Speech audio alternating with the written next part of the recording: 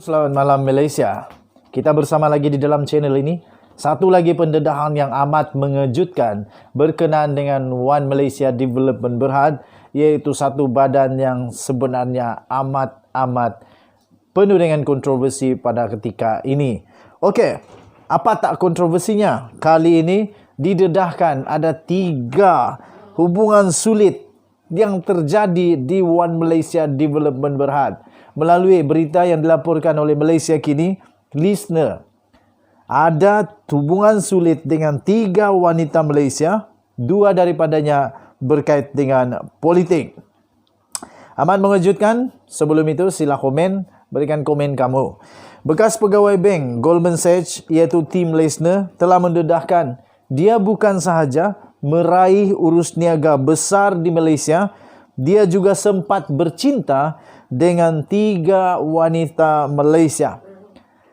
Memberi keterangan di hadapan Mahkamah Amerika Syarikat dalam perbicaraan terhadap Roger Ng, Leissner mendedahkan perkara itu apabila pendakwa raya bertanya kepadanya tentang perjalanannya ke Beijing pada tahun 2009 yang lalu.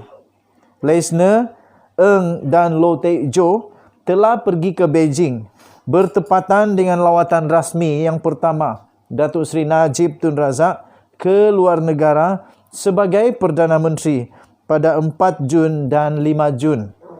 Najib diterima oleh Presiden China pada ketika itu iaitu Hu Jintao dan Perdana Menteri Wen Jiabao.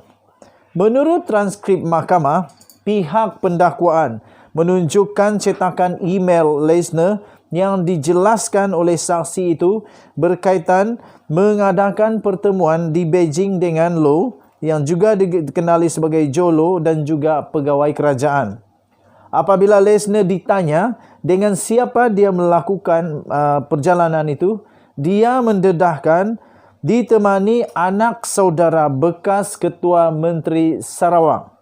Pada masa itu, Leissner telah berkahwin secara sah dengan orang lain. Pendakwa raya Drew Roll bertanya, "Jadi adakah anda mempunyai hubungan sulit dengan Cik nama dirahsiakan?" Leissner menjawab, "Ya." Roll bertanya lagi, "Dan siapa dia?" "Cik nama dirahsiakan." Leissner menjawab, "Dia rakyat Malaysia dan dia anak saudara kepada bekas Ketua Menteri Sarawak." Roll bertanya lagi, "Dia ada kaitan dengan pegawai kerajaan?" Leissner menjawab, "Dia ialah anak saudara Ketua Menteri." "Ya," jawab Leissner. Roll bertanya lagi, "Pada ketika itu, adakah Goldman Sachs menjalankan perniagaan di Sarawak?" Leissner menjawab, "Ya, kami ada." Leissner turut mendedahkan ketika dia menjalinkan hubungan bersama wanita itu, majikannya Goldman Sachs menjalankan perniagaan dengan Sarawak. Dia tidak mendedahkan perkara ini kepada bahagian fungsi kawalan Goldman Sachs, walaupun syarikat itu mempunyai dasar mengenai hubungan dengan saudara mara pelanggan atau pegawai kerajaan. Ditanya sekiranya hubungan dengan wanita itu memberi manfaat kepadanya dari segi kerja untuk Goldman Sachs, Leissner menjawab tidak secara langsung. Jelasnya, perantara untuk perjanjian itu yang dikenali Mr. Seo yang mengutip yuran bagi pihak pengantara antara Goldman Sachs dan Sarawak. Ketika masih berkahwin secara sah, Leissner berkata dia pernah bertunang dengan anak saudara bekas Ketua Menteri itu, tetapi akhirnya tidak berkahwin dengannya. 2 hubungan sulit yang lain lagi didedahkan. Pendakwa raya kemudiannya bertanya kepada Leissner, jika terdapat orang lain yang berkaitan dengan pelanggan yang mempunyai hubungan dengannya, yang mana dia saksi menjawab, ada. Dia mendedahkan dia mempunyai hubungan yang lama dengan seorang wanita yang merupakan ketua eksekutif sebuah syarikat media sejak tahun 2003. Dia juga berkata dia mempunyai hubungan sulit dengan anak perempuan seorang duta Malaysia ke Amerika Syarikat.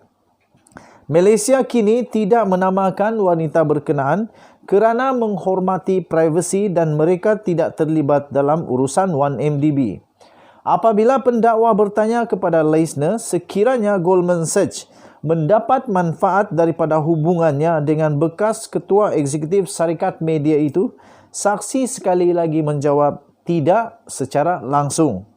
Dia berkata, semasa Goldman Sachs melakukan kerja untuk tawaran awam, permulaan syarikat media itu, hubungan pasangan tersebut tidak disukai oleh pemilik syarikat media berkenaan. Sekali lagi, Leisner tidak melaporkan hubungan dengan bahagian fungsi kawalan Goldman Sachs. Seterusnya, Leisner mengakui dia memperolehi banyak wang daripada urusan 1MDB dan dia membelanjakan kira-kira 10 juta US dollar, iaitu kira-kira 40 juta ringgit Malaysia untuk membeli rumah kepada bekas ketua eksekutif itu di London. Ketika ditanya mengapa Leisner menjelaskan dia membeli rumah itu kerana wanita itu sangat kecewa kerana dia memutuskan hubungan mereka selepas 10 tahun untuk akhirnya berkahwin dengan model Kimora Lee Simmons pada 2013 yang lalu.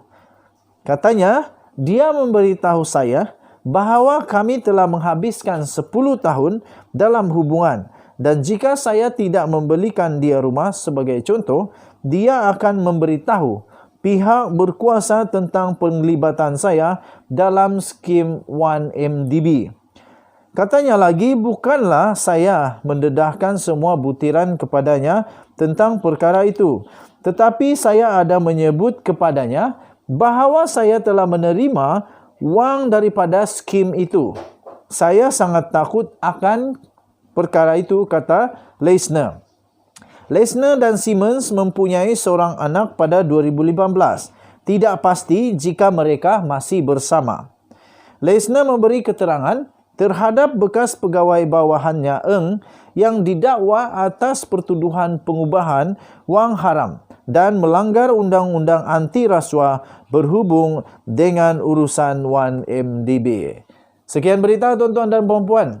Rupa-rupanya skandal 1MDB jauh lebih besar daripada yang pernah kita ketahui. Di Malaysia, ciput ni je. Rupa-rupanya dekat Amerika Serikat, skandal 1MDB jauh lebih besar daripada yang pernah kita ketahui. Terima kasih. Sila berikan komen kamu. Apa pendapat kamu? Kita jumpa lagi. Malaysia kita punya. Cintai Malaysiaku, kita jaga kita. Denyut nadi suara rakyat bergema di channel ini. Kita jumpa lagi. Bye.